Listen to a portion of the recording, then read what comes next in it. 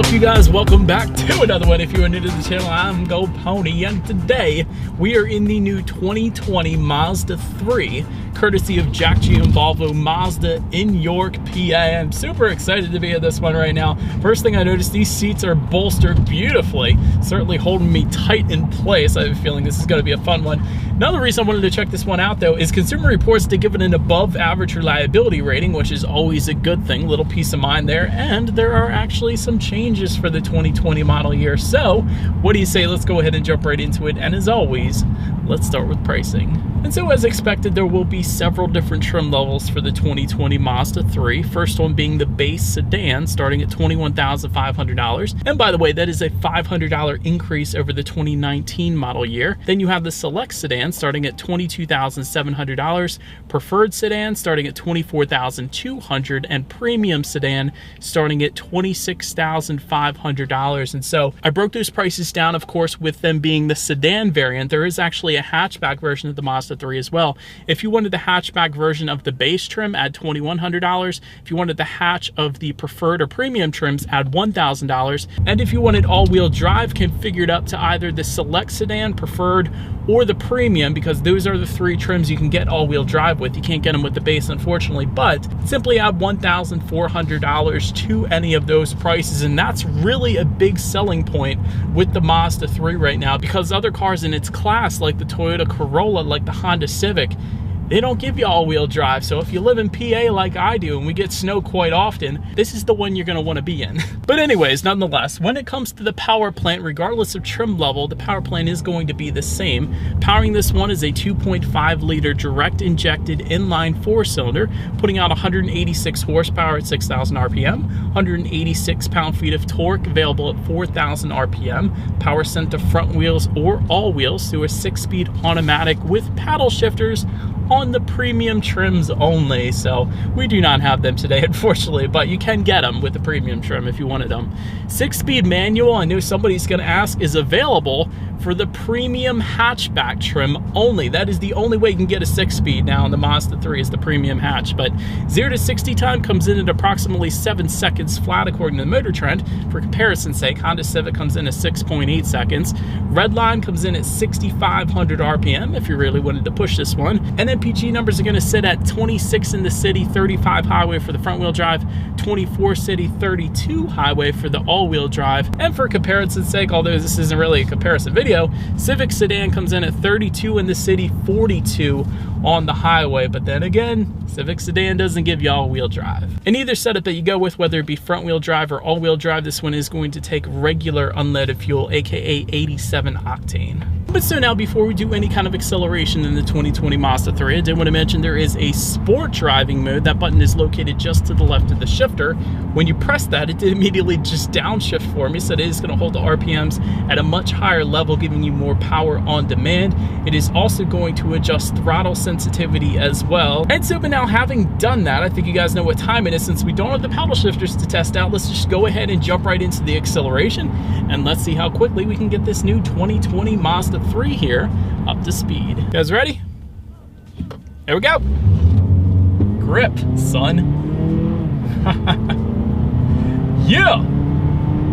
Definitely no issues in merging onto the highway, and I purposefully picked the all-wheel drive setup today because I wanted to test something out in particular.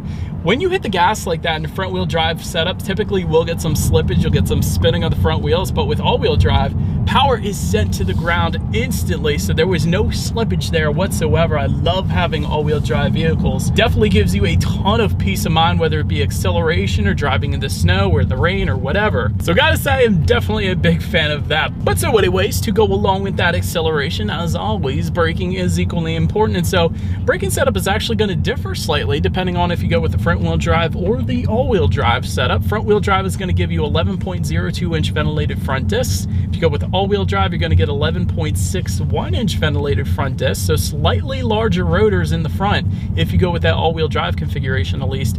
In the back, it's going to be the same either way, 10.43 inch solid rear discs. As far as the braking feel goes, let's do a quick little brake check.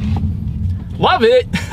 Definitely no issues with bringing this one to a stop. So wonderful braking feel, no squishiness or brake pedal delay or anything like that, so that's always a good thing. Touching on suspension and handling a little bit, up front you're going to get an independent McPherson strut front suspension. In the back, torsion beam rear axle. As far as the steering feel goes, as always through all Mazdas, through every car in its lineup, steering feel is absolutely wonderful. Definitely points you in the direction that you want to go very easily. This car is going to be a ton and is a ton of fun to drive on these back roads here in the mountains in Pennsylvania, so I love that. As far as ride quality goes, it's actually been perfectly fine. It's pretty much as expected for a compact car, so no issues there for me either. Cabin noise is pretty much as expected. Not as quiet as a luxury car, but certainly not loud or punishing either. It's pretty much just fine, so no issues there. Touching on visibility with this sedan, I will say the visibility is definitely on point. I can see beautifully right out the back of this one, and I will say I did review the hatchback, I believe it was last year, and that one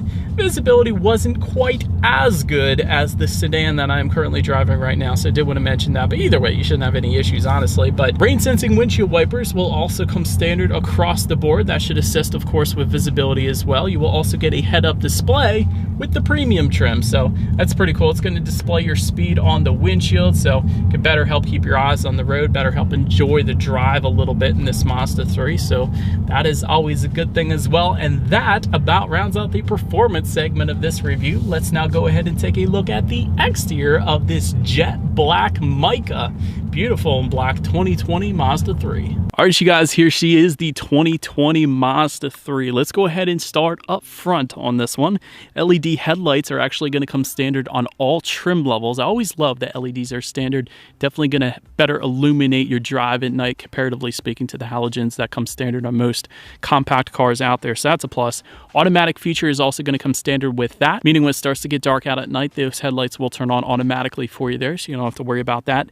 LED daytime running lights also standard. And I did want to mention up front, the sedan is going to differ, of course, slightly comparatively speaking to the hatchback. The sedan is going to give you a chrome surrounding on that front grille, whereas the hatchback is going to give you a matte black surrounding on that front grille. So quite a substantial difference there. I guess the hatchback being a slightly more sportier appearance, whereas the sedan might be a little more elegant of an appearance, but still very, very menacing in this jet black mica exterior that we have today. But nonetheless, let's go ahead and make our way to the side on this one. And so to tie together with the front, on the sides, chrome window surrounds will come standard with the sedan, black window surrounds with the hatchback, although that hatchback will come with chrome beltline molding, a little bit of chrome on that one.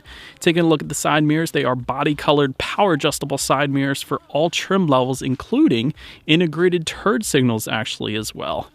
Then take a look down at the wheel setup. 16-inch aluminum alloy wheels will come with the base sedan. However, all other trim levels for both the sedan and the hatchback will give you 18-inch aluminum alloy wheels, and that, of course, is what you are looking at right now. But now, making our way to the back, LED taillights actually standard across the board, and they actually have a nice smoked housings to them, I can see as well, and that looks absolutely wonderful on their black exterior. I love when they include smoked housings on taillights. It just looks so much better. This thing looks awesome in the back, I gotta admit. But anyways, did want to mention signature LED taillights coming with the premium trims. That gives it a little more of a 3D effect. It's kind of a cool look to it. Rear spoiler with an integrated brake light will come with the hatchback, of course, not the sedan. Rear window wiper coming with that hatchback as well. Just below it all, whether you go with the sedan or the hatch, you will find dual exhaust outlets with chrome tips. So I do believe you guys know what we have to do next. As always, here is that exhaust clip.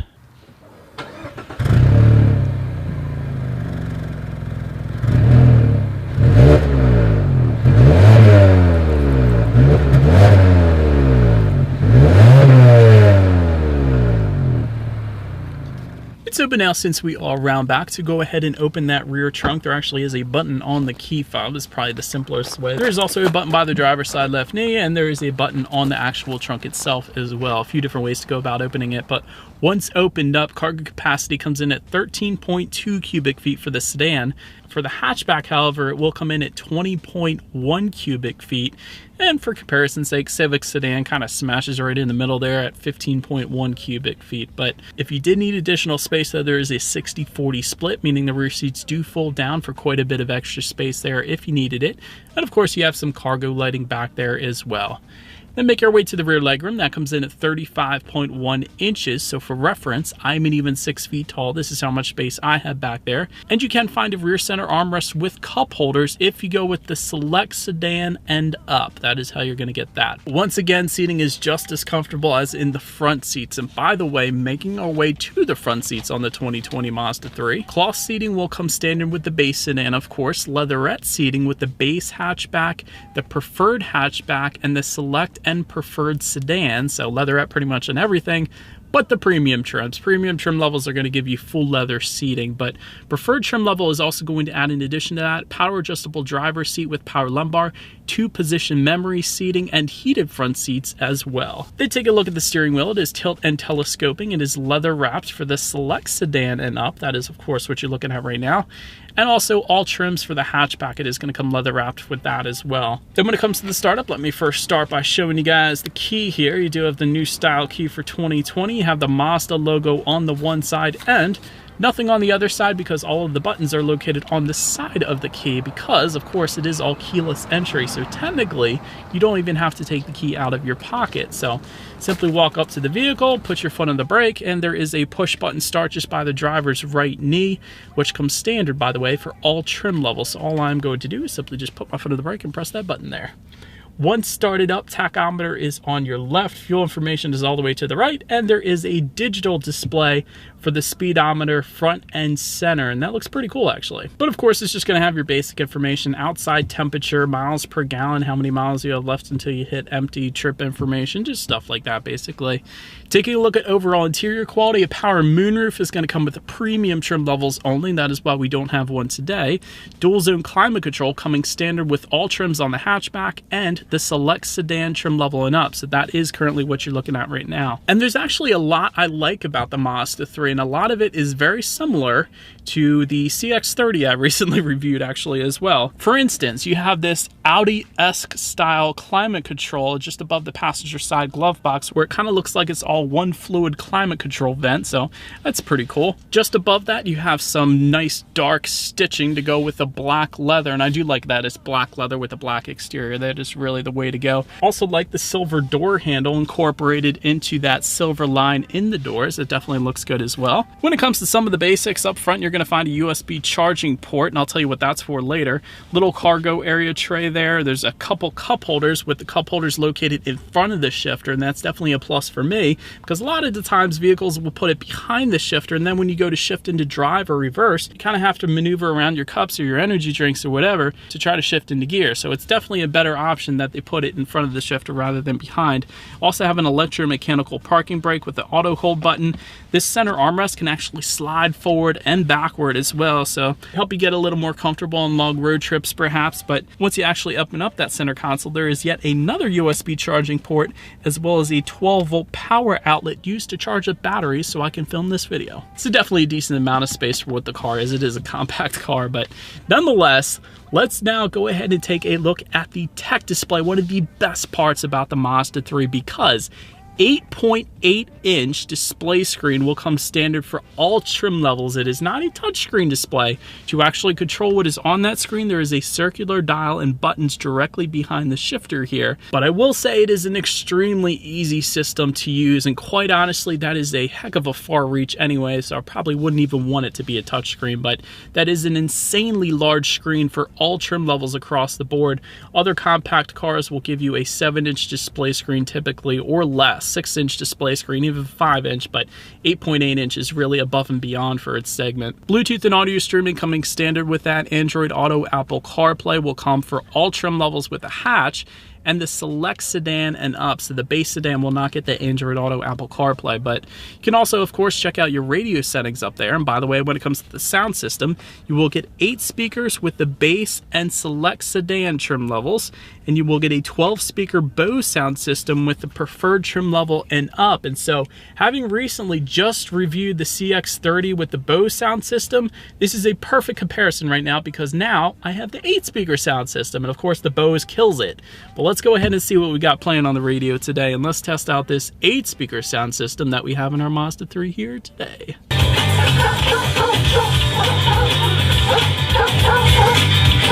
I still still don't get why they have dogs barking at the beginning of that song, but still, sound system is alright. It's pretty much as expected. Having just reviewed a car with the 12-speaker Bose system is nowhere even close to that, quite honestly, so of course I'll go for the Bose sound system any day of the week, but that should be fine, especially at the price point this thing is at, and all-wheel drive, so it's pretty much as expected for an 8-speaker sound system there. But last thing I wanted to mention to you guys on the tech display, at least, is when you do put the Mazda 3 in reverse, you will get a rear view camera for all trim levels across the board, letting you know who or what is behind you, which is always is going to lead us into safety. And so to start, I first did want to mention the Mazda 3 is an IIHS top safety pick, which is a heck of a start already. And so at the beginning of the video, I mentioned there was some new changes for the 2020 Mazda 3. This is where they really come in when it comes to safety. All trim levels are now going to come standard with iActive Sense safety features, which is what Mazda calls their safety package essentially. That does indeed come standard, including lane departure warning, lane keep assist, adaptive cruise control with stop and go,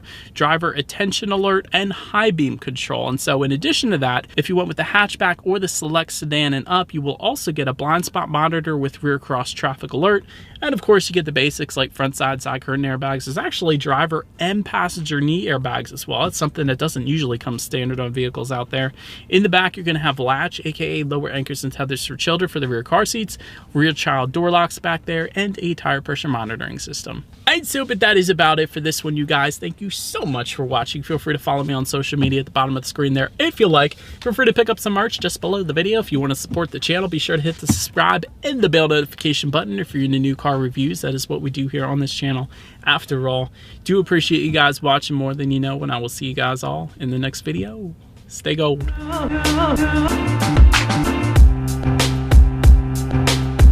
Oh,